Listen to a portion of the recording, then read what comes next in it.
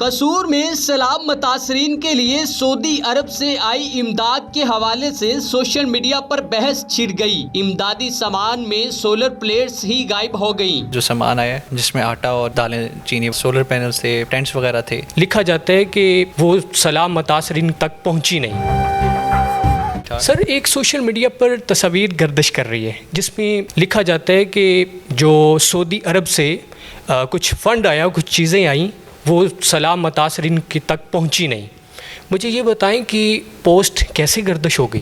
देखिए जी, बिस्मिल्लाहिर्रहमानिर्रहीम। सामान जो है बेसिकली उस पिक्चर में जो शो हो रहा है वो किसी बंदे के कंधे पे ही लदा हुआ है और ऑब्वियसली एक बंदा अपना सामान लेके जा रहा है तो उसमें कोई गलत बात नहीं है। पहली बात, लिखने की जहाँ तक बात है तो लोग कुछ भी लिख सकते हैं और वो उसमें लिखने में अपने हक बजाने पर जिस तरह भी वो कहें, हर एक का अपना राइट है कि वो उसको जिस तरह भी एक्सप्रेस कर सके अनटिल अनलेस वो किसी के डिफेमेशन में ना आ जाए या काबिल गिरफ्त ना आ जाए।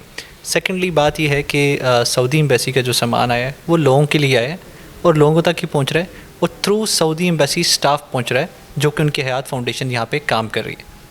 सर, इस राशन में क्या क्या चीज़ें थी पता है आपको? जी बिल्कुल, मेरे जो नॉलेज है उसके मुताबिक उनके पास राशन भी था जिसमें आटा और जो दालें, चीनी वगैरह होती है, ये चीज़ें थी, प्लस उनके पास सोलर पैनल्स थे, प्लस उनके पास जो है वो टेंट्स वगैरह थे। तो ये चीज़ें थी जो उनके फूड आइटम्स और नॉन फूड आइटम्स में कैटेगराइज हुई थी। सर, जो सोशल मीडिया पर तस्वीर वायरल है, जो पोस्ट गर्दिश कर रही है, पता चला किस तरह वायरल होगी और किसने की? जी बिल्कुल, बात यह है कि अगर कोई भी राह चलता बंदा है जो जो जा रहा है, अपना सामान लेके जा रहा है, डिस्प्लेस्ड है, वो कहीं भी जा रहा होगा और कोई भी उसकी तस्वीर ले लेगा तो इसमें तो कोई ममानियत है नहीं, ना ही उसमें कोई आपने देखा होगा कि कोई ऐसी चीज़ है कि जिसको इतना बड़ा एक इशू बनाया जाए। और ये लोगों की मदद के लिए सऊदी एम्बेसी का सामान आया है, सब हमारी ब्रदर मुल्क है उसकी तरफ से लोगों के लिए आया है क्योंकि आफत ज़्यादा इलाका है, ज़ाहिर बात है। तो जब लोगों को ही मिल रहा है तो आप लोगों की पिक्चर लेके एक तो पहले उनकी डिग्निटी को जो है आप बिल्कुल वायलेट कर रहे हैं, उनकी डिग्निटी को डिस्ट्रॉय करें और फिर आप उन पर इल्ज़ामात लगा रहे हैं। कमी बेशियाँ हर जगह पे होती हैं लेकिन it's not the job of the government, obviously it's through the Saudi embassy we are the facilitator. Sir, जब उनको ये पता चला कि ये पोस्ट इस तरह की है और ये गर्दिश कर रही है गलत तरीके से, तो कैसा रिएक्शन है, बात हुई उनसे?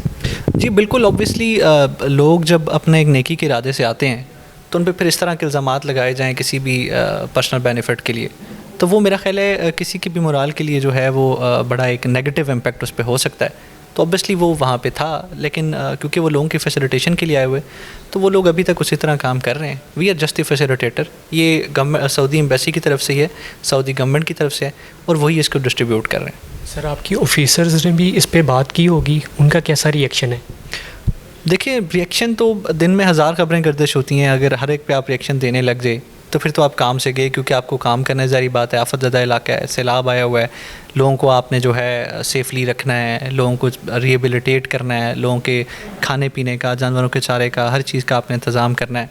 तो हमारा जो सारी एनर्जीज़ हैं वो सारी इस चीज़ पे फोकस है कि लोगों को किस तरह से रिलीफ दिया जा सके, ना कि उन नेगेटिव न्यूज़ पे जो कि एक हमारे लिए भी दर्द-ए-सर बने या आवाम के लिए भी बने। सर, सैलाब के दिन में आप वहाँ पे थे और अभी भी हैं आप, ये किस तरह एक बंदा आके किस तरह चीज़ें देता है, फिर वो किस तरह बोर्ड लेके आगे जाता है, वो एक प्रोसेस सारा बताइएगा। जी बिल्कुल, अगर जनरली आप देखा जाए तो सबसे पहले फ्लड में जो है सबसे पहले रेस्क्यू का अमल किया जाता है, उसमें होती है इवैक्यूएशन। जब सैलाब आता है तो ऑब्वियसली लोगों को अपने घरों से निकलना पड़ता है, उसके लिए बर वक्त इंतज़ामिया को बोट्स भी मुहैया की जाती हैं इंतज़ामिया की तरफ से। सिमिलरली हमारा स्टाफ होता है जिसमें पुलिस होती है, रेवेन्यू स्टाफ ख़ास तौर पे होता है क्योंकि उनकी इंग्रेस जो है वो गांव-गांव, मोज़ा होती है। ये सारे मिलकर लोगों को सबसे पहले इन्फॉर्म करते हैं, फिर वहाँ पे बोट्स पहुँचाई जाती हैं, उनके थ्रू इवैक्यूएट किया जाता है। पीछे आके हमारे पास इवैक्यूएशन कैंप्स हैं जहाँ पे उनको रखा जाता है गवर्नमेंट की प्रोवाइडेड फैसिलिटी में। डिस्प्लेस्ड लोगों को जो गवर्नमेंट 3 टाइम का खाना, बच्चों का दूध और जो बेसिक फैसिलिटी जितनी भी मुहैया की जा सकती हैं वो करती है। सिमिलरली उनके जानवरों के लिए चारा और शेल्टर फराहम किया जाता है और फिर नेक्स्ट स्टेप आता है उसके बाद जब सैलाब रिसीड करता है तो लोगों को वापस रिहेबिलिटेट किया जाता है उनके एरियाज़ में जो कि पहले डिस्प्लेस हो चुके थे जहाँ से लोग।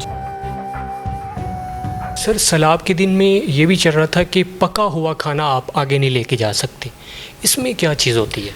जी देखें, पका हुआ खाना बेसिकली जा रहा था आगे, लेकिन उसमें एक सबसे पहली चीज़ होती है फूड टेस्टिंग की।